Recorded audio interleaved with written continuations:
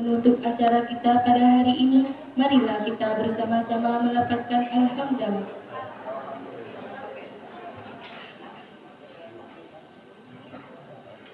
Kami selaku pembawa acara, apabila ada kata-kata yang salah, kami mohon maaf. Kepada Allah kita sama-sama memohon ampun. Kami akhiri. Wassalamualaikum warahmatullahi wabarakatuh.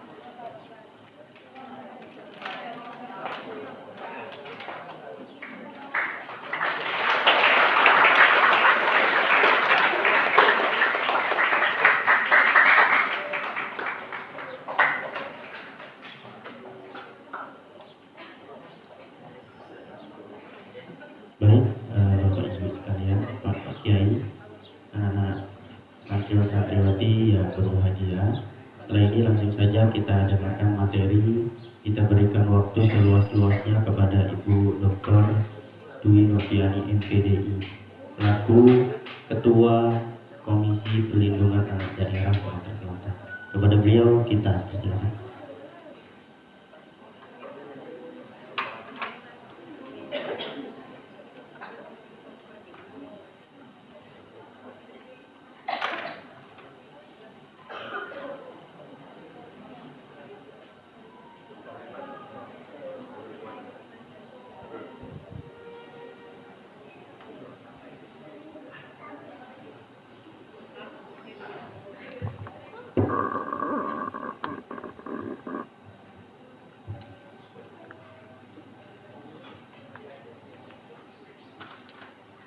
Ini nampaknya langsung ya, tanpa ada moderator ya. Oke, nggak apa-apa?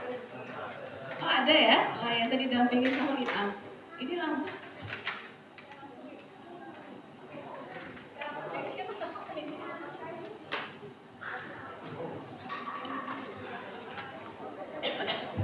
Baik, anak sekalian, kembali lagi ketemu dengan kita ya.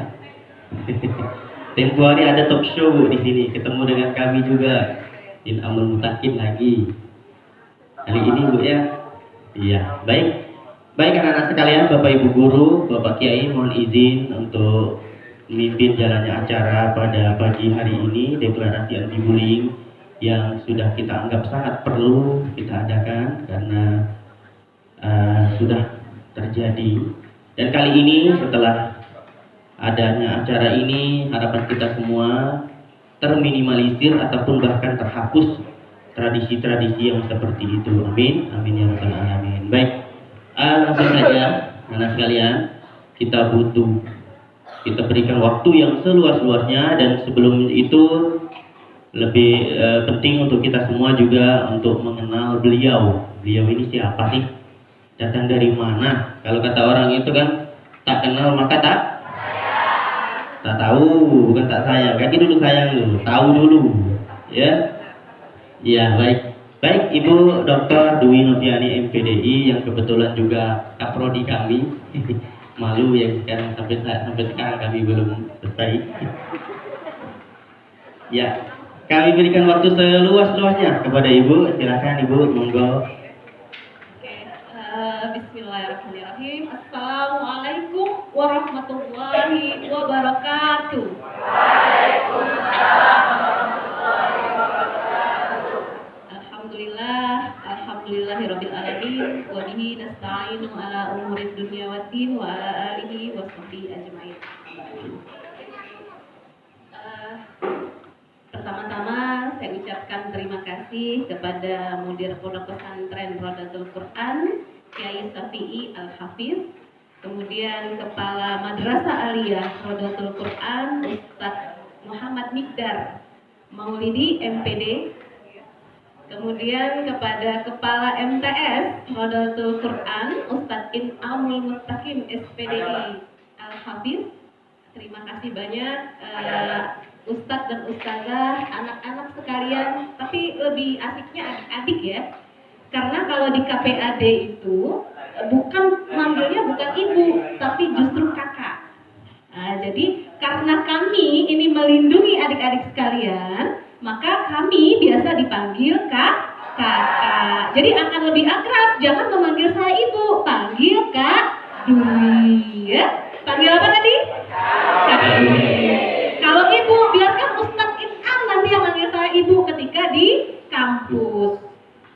beliau adalah mahasiswa, mahasiswa saya.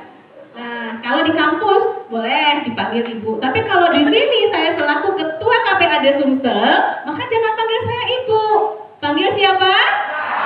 Kakak. Kakak siapa? Oh, luar biasa adik-adik ini. Semangat ya. Semangat. Oke. Jadi alhamdulillah pada tahun 2023 keberkahan yang luar biasa yang Allah amanahkan kepada saya, itu saya dilantik pada tanggal 15 Agustus itu menjadi seorang Komisi Perlindungan Anak Daerah Sumatera Selatan. Ya, jadi tugas saya itu adalah melindungi adik-adik sekalian. Adik-adik itu usianya berapa? 16, berarti masih dalam pengawasan perlindungan kami. Karena apa? Anak-anak yang diawasi oleh KPAD adalah pada usia 0 sampai 18 tahun. Nah, itu masih dianggap anak-anak. Ya. Nah, ada ini usianya baru 16 tahun. Ada yang sudah 19 tahun? Nggak ada ya. Jadi kami tidak termasuk lagi, Bu? Nggak termasuk. Jadi jangan meminta perlindungan KPAD kalau Ustaz Inam. Nah, jadi kalau misalnya KPAD itu khususnya pada kami itu adalah untuk fokusnya pada anak-anak. Nah, ini memang bagian-bagian kami memang untuk melindungi adik-adik sekalian. Jadi memang pemerintah itu hadir untuk melindungi anak-anak. Nah, termasuklah pencegahan pernikahan dini, bullying, kemudian HIV/AIDS, itu memang masuk pada kekerasan perlindungan anak. Jadi kami menanggulangi itu.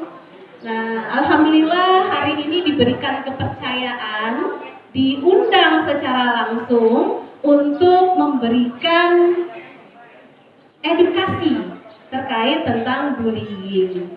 Nah, memang kita ini, masyarakat kita itu memang sangat memerlukan edukasi maupun sosialisasi kenapa bullying ini sangat berbahaya. Kemarin saya ada ini ya, ada slide ya. Bisa ditampilkan nggak? Karena kalau saya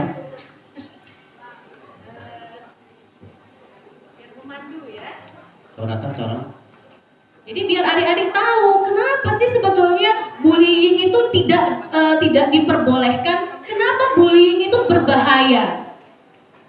Coba adik-adik di sini ada yang tahu? Kenapa sih bahayanya bullying? Hah? Kenapa? Mengganggu mental. Oke. Kemudian apa lagi? Nah, ini saya pinter-pinter, adik-adik saya pinter-pinter. Apa lagi?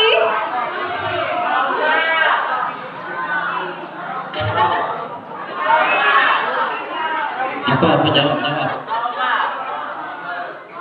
Trauma, benar, pinter.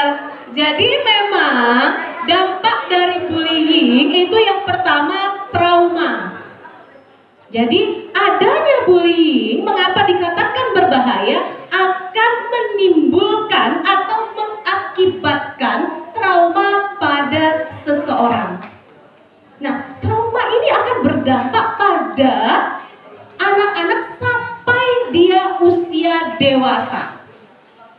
Nah, itu kenapa bullying nggak diperbolehkan atau berbahaya, ya kan? Yang pertama apa tadi? Mengakibatkan trauma. Trauma ini bukan hanya sesaat, tapi jangka waktu yang sangat panjang. Kemudian apa lagi? Prestasi sekolah menurun. Anak yang terkena bullying itu cenderung prestasi mereka akan menurun. Karena apa? Iya, karena merasa takut, tidak percaya diri. Itu yang terjadi. Mengapa bullying itu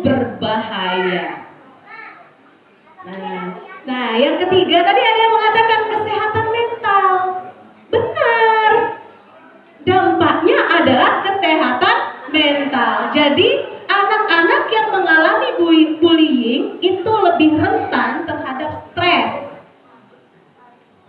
Nah, di sini ada yang stres nggak? Ada nggak punya rasa kecemasan? Hah? Ada. Nah, ini bisa diidentifikasi. Stres karena apa? Mungkin karena kangen orang tua bisa jadi, atau tugas dari sekolah terlalu banyak, ya? Stres bukan ODGJ nak, bukan ODGJ ya. Oke, nah ini ada kecemasan dan masalah kesehatan mental lainnya. Itu yang terjadi, ya. Kemudian next, nah ini adalah data atau berita-berita yang sekarang ini lagi marak. Beberapa hari baru-baru ini ada juga kasus bullying itu yang terjadi di Cilacap. Jadi ada 30 siswa yang melakukannya, ya kan? Yang melakukannya, tapi yang lain hanya melihat. Tapi ini sudah diamankan di kantor polisi. Nah, ini dampaknya. Bagaimana korbannya? Nah, korbannya tadi itu akan mengalami trauma yang berkepanjangan. Mengalami apalagi tadi? Penurunan prestasi saat sekolah dan terganggunya kesehatan mental. Ini kasus-kasusnya yang terjadi. Ini di 2023, di 2022, ini masih marak terjadi. Artinya memang benar yang dikatakan Mudir tadi, bahwa memang yang namanya bullying itu bukan sekarang, sudah lama adanya. Cuman mungkin pencegahan atau solusi dari pencegahan itu tidak dilakukan secara masif. Ya, kurangnya edukasi, kurangnya sosialisasi terhadap undang-undang yang mengatur terhadap perlindungan anak atau kekerasan terhadap anak. Nah, ini sudah diatur dalam Permendikbud. Permendikbud nomor berapa? Nomor 46 tahun 2023. Ini sudah diatur pencegahan terhadap kekerasan anak. Nah, jadi kalau misalnya Anda melakukan bullying, wah ini bisa bahaya. Bisa kena pasal, bisa kena KUHP. Berapa tahun? Kalau dia teridentifikasi itu ringan, ya, itu 2 tahun 8 bulan hukumannya. Masuk penjara, Bu. Nah, iya penjara. Penjara. Nah, makanya bullying itu tidak boleh dilakukan. Karena apa? Ada sanksi yang akan diterima. Nah, kalau kondisi teridentifikasi ringan, ya, maka dia akan dipenjara, diberikan sanksi itu 2 tahun 8 bulan. Nah, kalau pengeroyokan beda lagi. Yang terjadi kayak kasus siapa ya? David ya, David Aurora. Itu kan pengeroyokan kasusnya. Nah, ini lebih tinggi lagi. Kalau kasus yang pengeroyokan, ini bisa mendapatkan sanksi 5 tahun penjara. Mau nggak? Mau nggak? 5 tahun. Ada yang mau nggak? Nggak ada. Makanya stop bullying. Nggak boleh kita melakukan bullying karena dampak baik pelaku dengan korban ini dampaknya cukup panjang. Nah, jadi jangan coba-coba, ya. Nah, dari sekarang kita harus merenung. Untuk apa sih kita melakukan bullying? Untuk apa sih kita mengejek? Untuk apa sih kita mengeroyok? Untuk apa? Nggak ada manfaatnya, ya kan? Ada nggak manfaatnya? Hah? Ada nggak manfaatnya? Ada nggak? Nggak ada. Justru akan mendapatkan sanksi 2 tahun 8 bulan atau 5 tahun.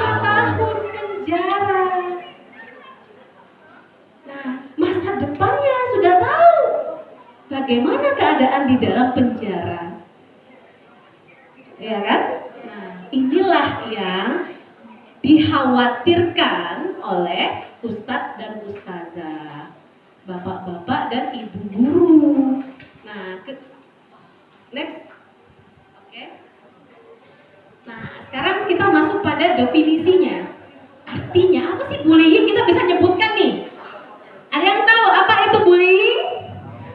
Apa bullying?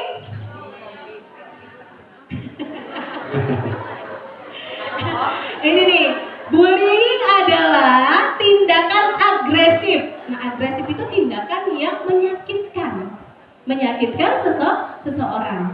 Kemudian agresif yang dilakukan secara berulang-ulang. Bullying itu nggak sekali loh, biasanya berulang. Satu kali belum kena mentalnya, ulangin lagi. Karena apa? Tindakan agresif yang dilakukan oleh siapa? Oleh satu orang atau sekelompok orang terhadap orang lain yang lebih lemah secara fisik, mental, atau bahkan sosial. Ini biasanya anak-anak yang dibullying gimana sih?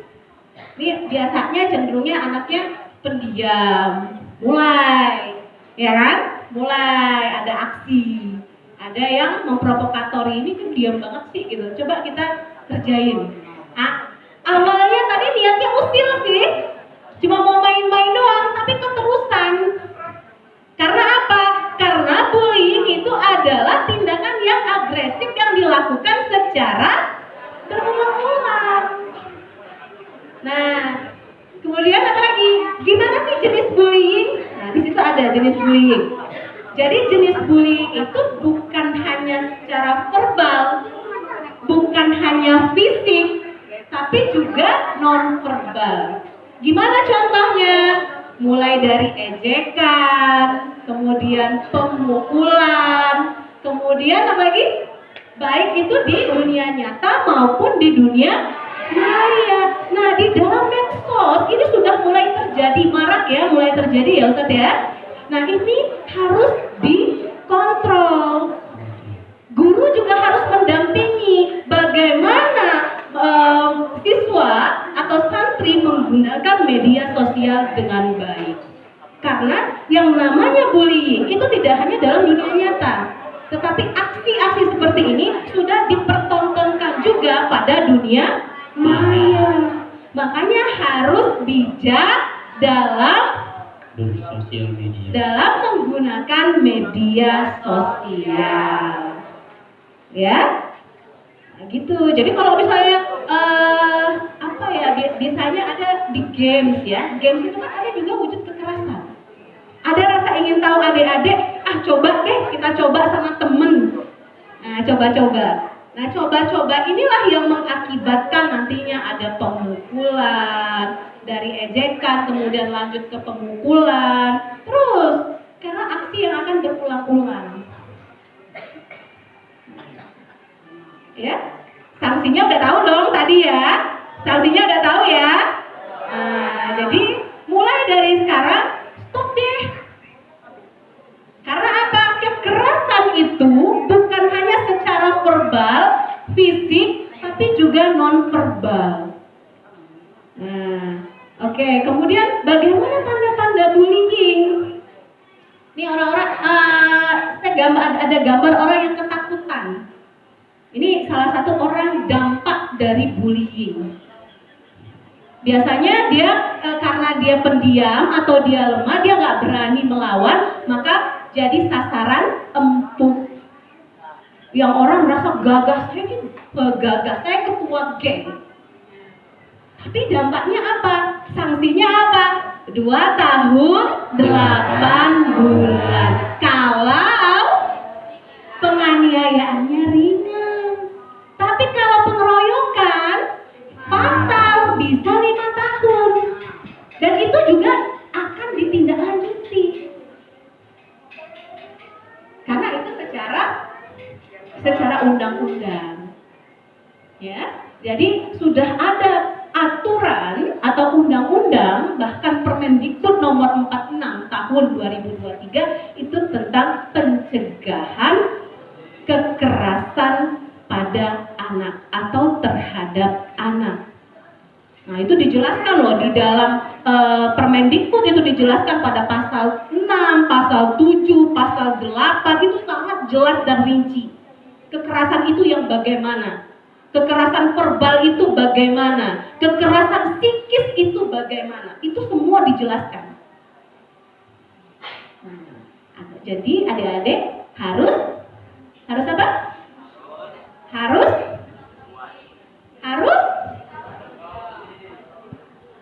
iya, tidak boleh dekat dengan bullying, nggak boleh melakukan bullying karena ada sanksinya, ya. Jadi yang mereka lemah jangan dianggap lemah, tapi mereka dirangkul. Oke, next. Nah, ini tadi harapan mudir tadi kan adalah gimana sih strategi pencegahan daripada bullying.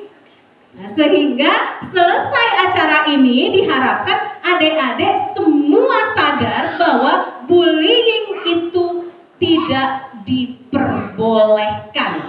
Apa strateginya? Yang pertama, ciptakan lingkungan aman.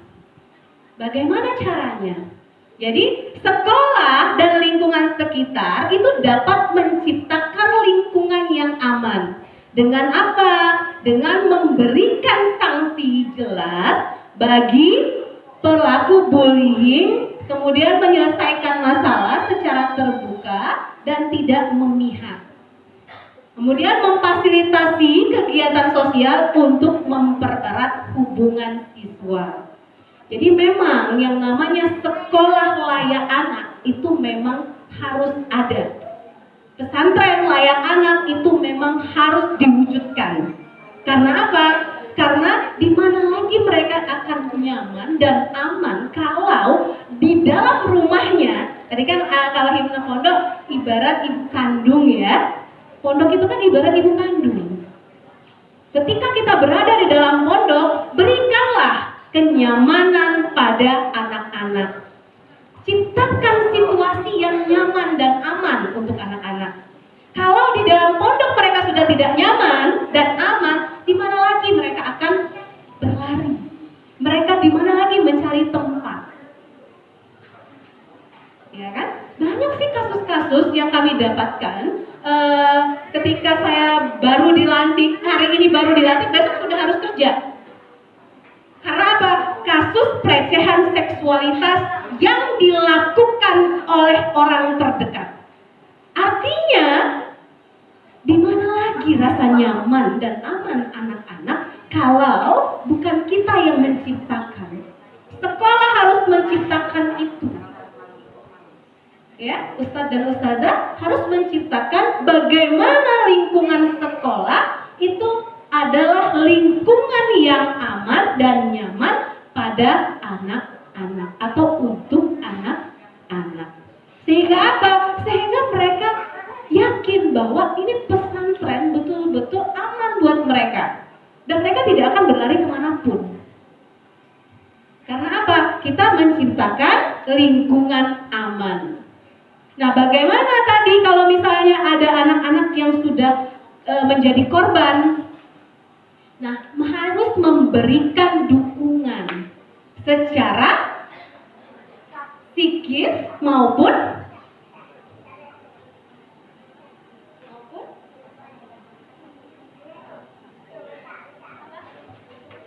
secara emosional maupun psikis, fisik. Harus kita lakukan sebuah pendekatan.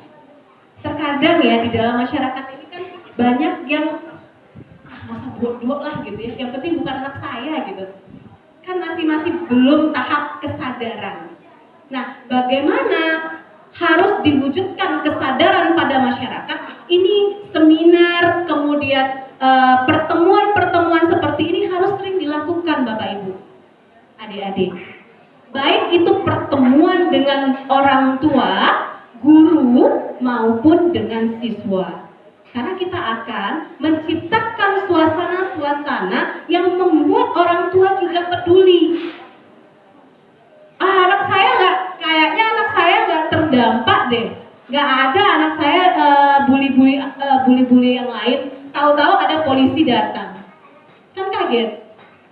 Biasanya anak saya itu pendiam, kan biasanya. Karena apa?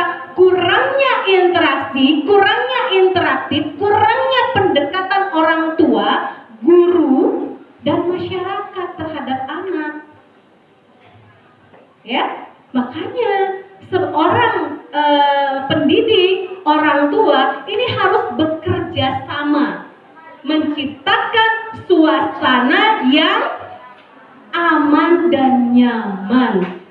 Sehingga apa?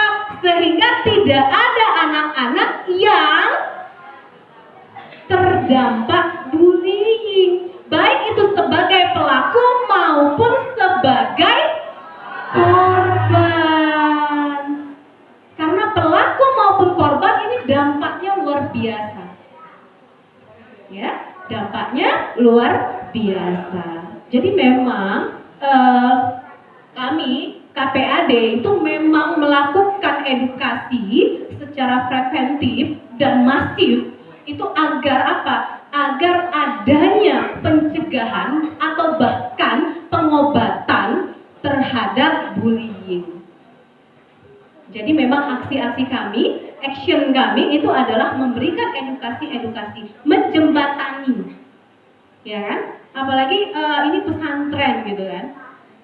Pesantren ragam banget ya karakternya Ustadz Itam ya. Ya ragam sekali. Karena saya juga pernah merasakan di pondok pesantren. Saya juga pernah nyantri. Ibu santriwati juga. Iya, saya juga pernah menjadi santriwati. Dan saya paham sekali bagaimana situasi dan kondisi Di pesantren. di pesantren.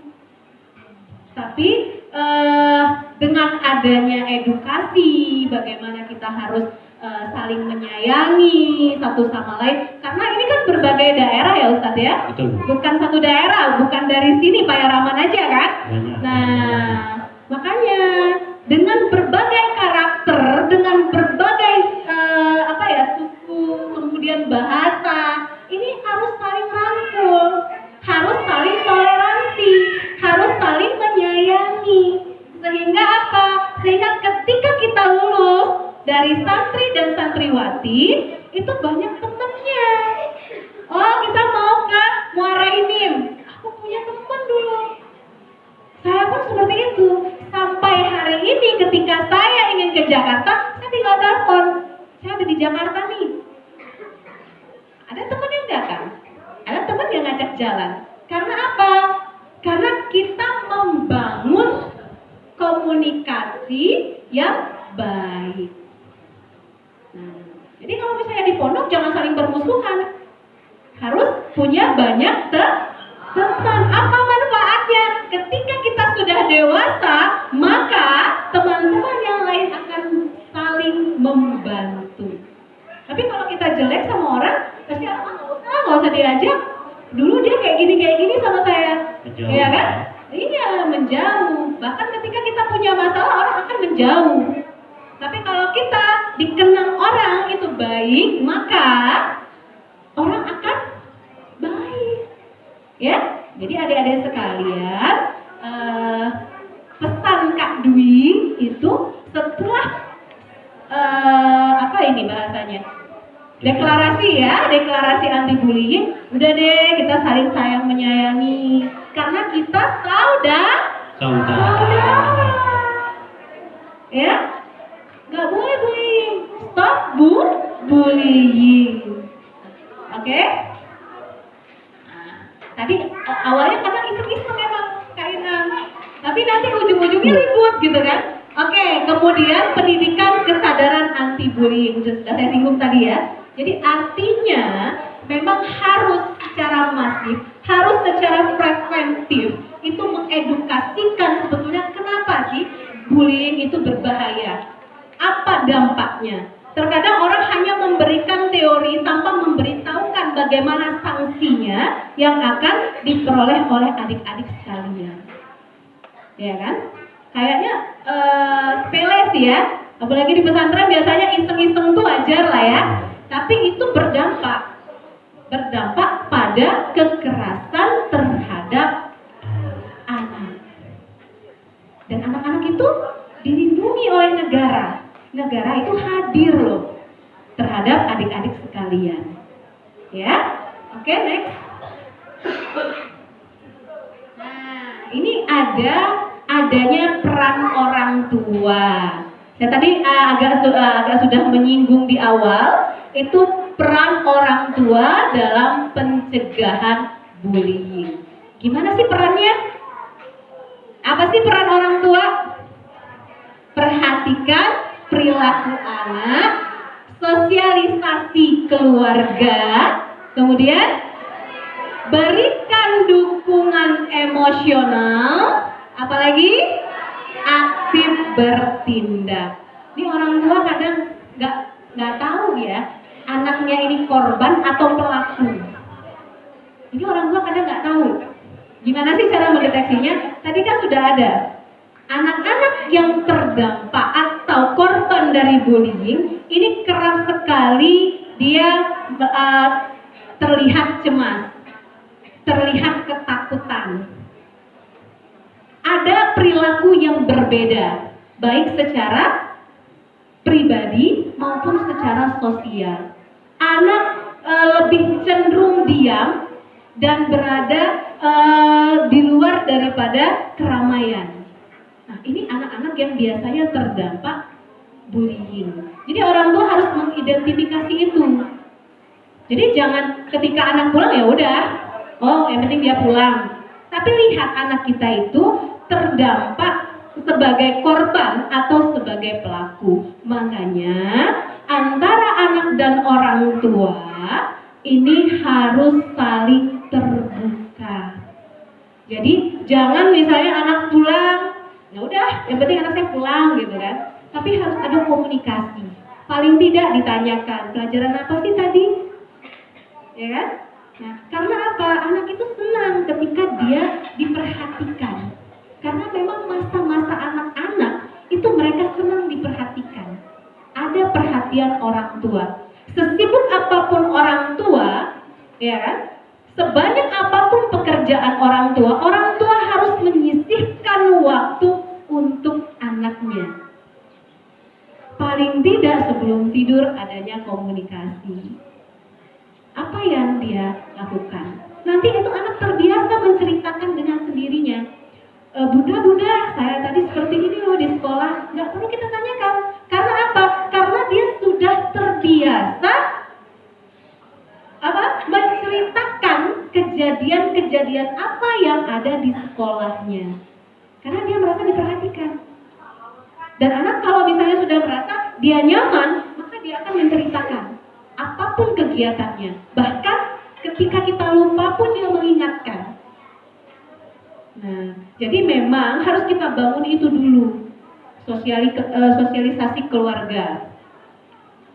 Jadi memang peran orang tua itu sangat-sangat dibutuhkan saat apa? Peran orang tua itu dibutuhkan dalam pencegahan bullying. Ya, kalau terkadang anak-anak itu kan banyak mencari perhatian keluar. Sebetulnya itu ya. Secara psikologis, anak yang tidak diperhatikan di rumah dia akan mencari perhatiannya keluar. Itu yang terjadi. Itu yang sering terjadi. Nah, kemudian apa lagi? Perlindungan secara emosional. Nah, ini tadi sebetulnya sudah saya jelaskan di awal. Kemudian artinya memang orang tua berperan sangat penting, aktif. Bukan hanya orang tua, ya sekolah, guru itu memang harus menciptakan yang namanya rasa aman dan nyaman. Sehingga anak-anak itu sudah tidak lagi berpikir hal-hal yang negatif. Seperti itu. Oke, apa lagi? Masih ada slide-nya, Mas? Nah, tindakan yang sesuai untuk mengatasi bullying. Yang pertama, temukan dulu bukti. Kalau asal nuduh nggak ada bukti, berbahaya. Bisa-bisa pencemaran nama baik. Kena pasal nggak? Kena, gitu loh. Kena pasal juga, gitu. Kalau misalnya, jadi kita harus menemukan bukti dulu. Sama halnya hal-hal yang dilakukan ketika diviralkan di video, apalagi anak-anak sekarang cerdas ya, menggunakan media sosial. Jadi yang namanya bullying itu dilaporkan tanpa disadari, ada yang merekam. Rekaman itu diviralkan. Itu media sosial. Positifnya seperti itu. Negatifnya ada hal-hal atau konten-konten yang sengaja mengajarkan yang tidak baik. Nah, jadi adik-adik di sini itu harus bijaksana dalam menggunakan media sosial. Di sini menggunakan media sosial ya Ustaz? Atau tidak? Tidak. Ya. Jadi belajarnya masih ini ya, masih buku ya, by book ya. Oke, nggak masalah. Yang kedua adanya dialog terbuka. Nah, sering-sering kita dialog. Kalau misalnya Anda mengalami bullying, Anda harus cepat-cepat apa? Yang pertama harus punya bukti. Yang kedua harus bisa berdialog. Berani untuk melaporkan, jangan disimpan. Ya kan? Kalau Anda nggak melaporkan, kita nggak tahu ada kasus bullying di sini. Bagaimana menindaklanjutinya? Kalau tidak ada kasus, artinya aman dan damai. Tapi kalau misalnya ada satu, Anda harus punya bukti. Apa iya sih? Buktinya apa? Ya apapun. Bisa biasanya kita bisa teridentifikasi itu anak-anak yang biasanya dia ceria, tiba-tiba dia murung. Nah, itu harus diidentifikasi. Bisa jadi psikisnya itu berdampak karena dia sakit, atau anak ini korban bullying. Ya kan? Nah, tapi saya yakin insya Allah di RQ itu tidak ada kasus seperti ini.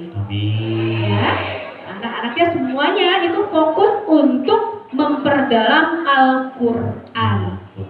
Ya, oke. Kemudian temui kepala sekolah atau siswa pelaku bullying. Nah, ini memang terkadang ini banyak kasus-kasus yang kita lihat itu kepala sekolah nggak tahu, dan kadang bukan nggak tahu, nggak mau tahu, tapi memang informasi itu tidak dapat. Karena apa? Tidak adanya dialog terbuka. Mungkin sebatas siswa kemudian bisa damai selesai. Harusnya ada tindak lanjut, sehingga apa? Ada sanksi yang diberikan. Yang harus penjara sih sebetulnya dari ke sekolah dulu. Bagaimana sekolah mengatasi adanya pencegahan bullying. Nah, mungkin itu ya. Kemudian next, masih ada nggak nih? Nah, masih banyak. Mungkin sampai jam 3 ini kayaknya. Jam 3 ya? Iya. Gak apa-apa sampai jam 3 ya? Lanjut. Karena seluas-luasnya loh. Iya, Bu. Iya, karena diberikan waktu seluas-luasnya. Sehingga kalau waktunya luas, saya kadang juga lupa.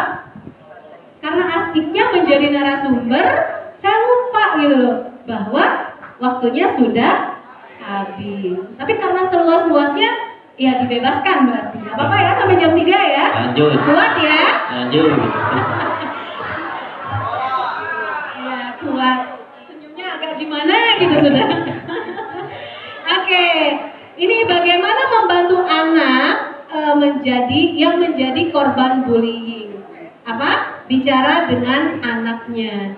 Ajak putra-putri Anda menyelesaikan masalah. Dorong kegiatan positif. Nah, hal-hal inilah yang harus dilakukan. Kegiatan di sini apa Ustaz kalau ekstrakurikulernya? Lebih banyak apa? Banyak, Bu. Ada banyak ya. Apa kan? Apa salah satunya coba? Bola kaki. Oke, itu dilakukan kapan ekstrakurikulernya? Sore hari. Hah? Sudah asar. Belajarnya sampai jam berapa? Jam 2. Jam 2. Setelah jam 2? Istirahat. Tidur siang ya? Tidur siang. Luar biasa. Masa saya dulu nggak ada jam tidur siang. Iya, kalau saya dulu waktu di pesantren itu pagi sampai jam 2 itu pelajaran pondok. Kemudian dari jam 2 sampai jam 4 itu melanjutkan pelajaran umumnya. Nah, jadi nggak ada no tidur siang. Kan luar biasa RG. Terima kasih sama mudir sudah diberikan waktu untuk tidur. Iya, luar biasa. Ya kan?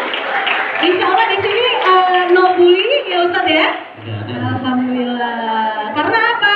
Kegiatan-kegiatan diberikan itu banyak hal-hal yang positif. Olahraga, apalagi ada drum band ya? Ada drum band, kan luar biasa.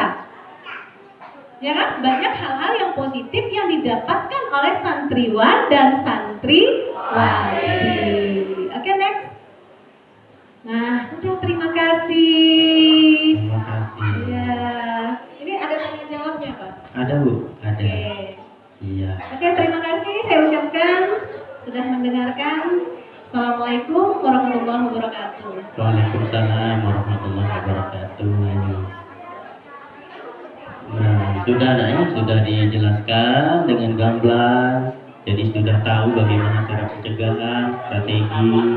Bahkan tadi juga disebutkan oleh Kak Dwi hukuman ataupun sanksi. Ini ya. Apa tadi masih ingat tak sanksinya? 2 tahun 8 bulan, atau kalau pengeroyokan 5 tahun. Nah, itu gambarannya kira-kira.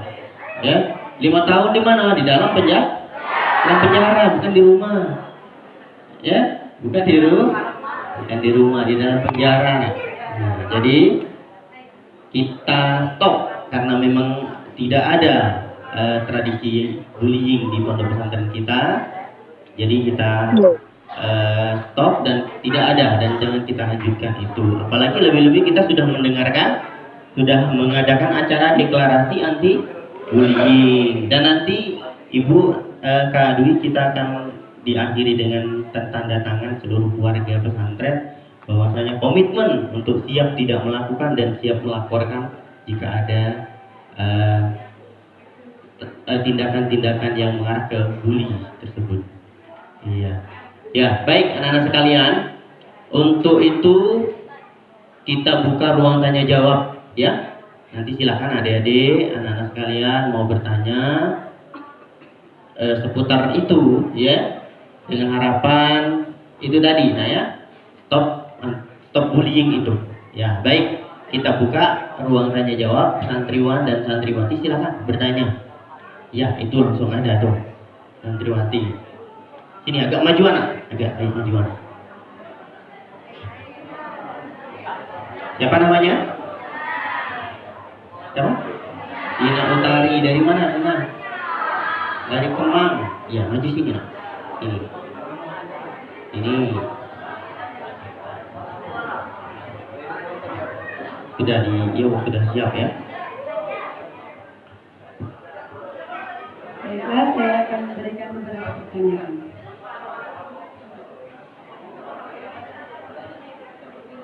Assalamualaikum warahmatullahi wabarakatuh. Terkadang kita melihat perilaku bully, tapi kita tidak berani untuk melapor, bahkan menegur atau mengingatkan karena beberapa faktor. Pertanyaannya, bagaimana cara kita menumbuhkan rasa percaya bahwa tindakan kita itu sudah benar? Dan faktor apakah yang menyebabkan seseorang melakukan pembulian? Terima kasih. Wassalamualaikum warahmatullahi wabarakatuh. Iya, waalaikumsalam warahmatullahi wabarakatuh. Masih ada lagi, Putri? Santriwana, silakan. Ya. Oh, ada lagi, kepalangan di sini ya. Oh, putra dulu, baik, Pak Kiai. Putra dulu, silakan.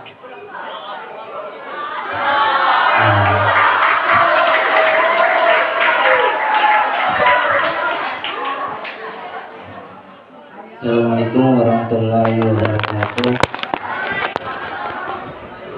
Saya ingin bertanya, bagaimana agar terhindar dari perilaku bullying?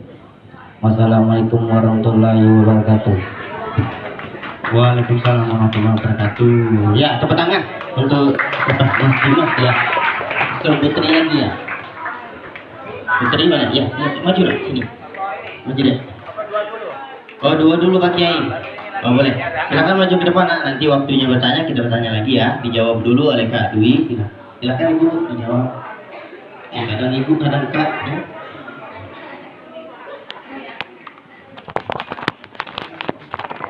Oke, pertanyaannya luar biasa ya.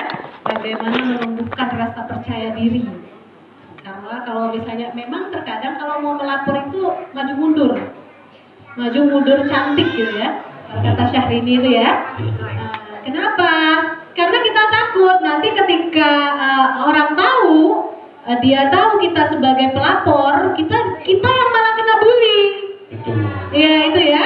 Makanya kalau misalnya kita merujuk bahwa di sekolah kita itu ada sanksi bahwa anak yang melakukan bullying itu mendapat sanksi keras dari kepala sekolah, dari mudir, dari kesepakatan ya, biasanya itu ada aturan. Kenapa harus takut? Karena kita itu memang betul-betul ingin membantu agar bullying itu tidak ada lagi, tidak terjadi lagi. Makanya kita harus yakin, jangan takut untuk melapor. Karena bukan berarti anak yang melapor itu akan kena bullying. Enggak, hilangkan mindset seperti itu. Siapa lagi yang akan melaporkan kalau bukan kita? Siapa lagi yang akan mencegah kalau bukan kita? Makanya harus percaya diri, harus berani bahwa membela kebenaran itu apa? Harus. Nggak boleh takut ya, karena Anda juga termasuk orang yang melindungi hak orang lain. Kalau Anda diam, berarti Anda tidak melindungi hak orang lain. Biarin aja dia dipukulin, gitu kan? Tapi kalau misalnya kita punya rasa iba, punya rasa toleransi, kita akan berani melaporkan. Anda jangan takut untuk dibullying juga, karena Anda sudah melakukan hal yang benar, hal yang baik. Oke. Kemudian faktor apa yang menyebabkan bullying? Sebenarnya faktor-faktor yang terjadi ini karena tadi ada yang tidak berani melaporkan, maka terjadi lagi. Ada kasus ini tidak tahu, sekolah tidak tahu atau pondok pesantren nggak tahu, maka itu akan berulang, terjadi lagi. Nah, ini ada faktor seperti itu. Ada juga karena kurangnya kedekatan dengan orang tua. Karena kurangnya perhatian orang tua sehingga dia mencari perhatian di luar. Ini secara psikologis. Nah, makanya peran orang tua itu sangat dibutuhkan. Karena untuk seorang anak itu kan, oh iya, memang hak mereka. Jadi kita juga harus paham apa hak-hak anak. Hak anak itu bukan hanya hak secara fasilitas, tapi bentuk perhatian juga itu hak anak. Jadi makanya orang tua juga harus secara aktif itu kemudian intensif dalam berinteraksi dengan anak-anaknya, sehingga tidak ada lagi yang namanya anak-anak kurang perhatian dan mencari perhatian ke luar. Gitu. Kemudian bagaimana agar terhindar dari perilaku bullying? Aduh, gimana ini? Kenapa pernah ini ya? Tidak pernah belum jadi korban atau pelaku?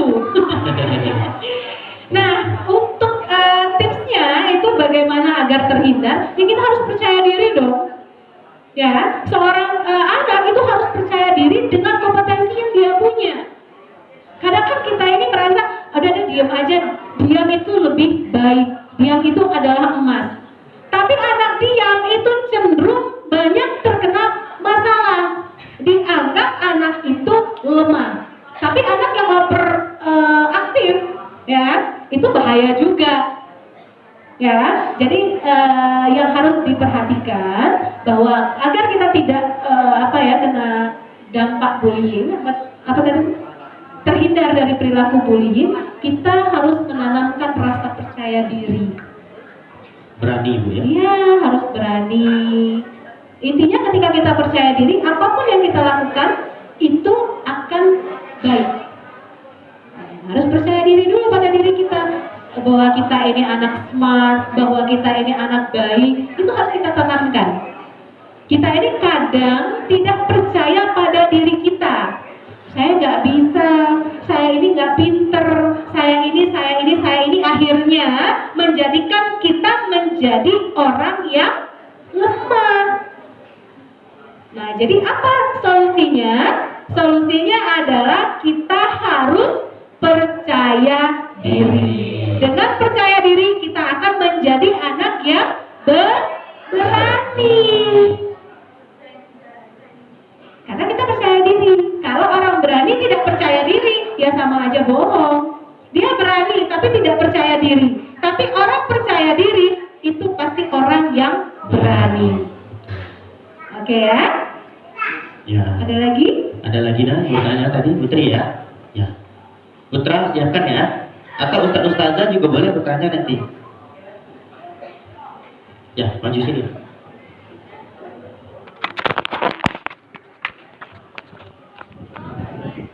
Baiklah, Assalamualaikum warahmatullahi wabarakatuh. Sebelumnya perkenalkan Kak, nama saya Khairun Nisa. Dari materi yang Kakak sampaikan tadi, apa itu bullying, penyebab, dampak, dan juga cara pencegahannya. Di sini saya ingin meminta Kakak untuk menjelaskan lebih inti lagi bagaimana cara mengatasi korban bullying yang sudah terganggu gitu mentalnya, sampai kayak dia tuh kayak punya dunia lain, orang nggak bully dia, tapi dia merasa kayak orang itu bully dia gitu. Sekian dari saya, terima kasih. Ya, sudah pernah menjadi korban bullying artinya Kak ya? Iya. Ada Putra, silakan. Putra silakan lagi mau bertanya, ayo. Ada lagi? Iya, boleh. Atau Ustazah? Ustazah? Putra, silakan. Ada lagi, Dek?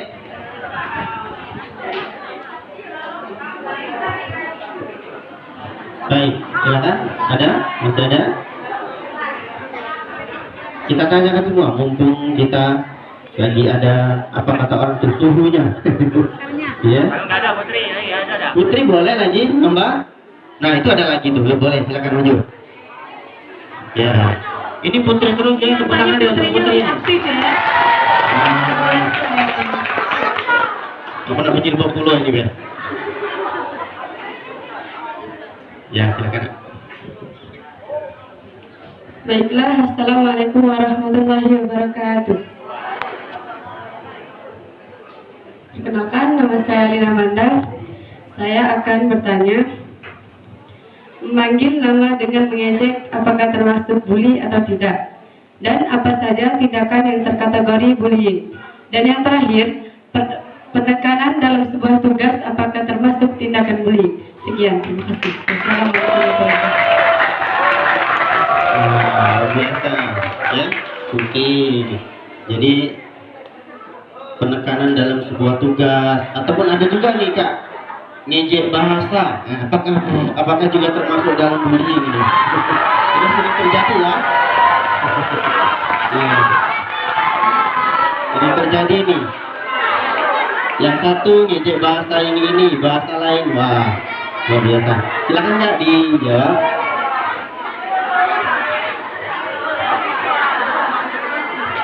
Oke, saya jawab ya.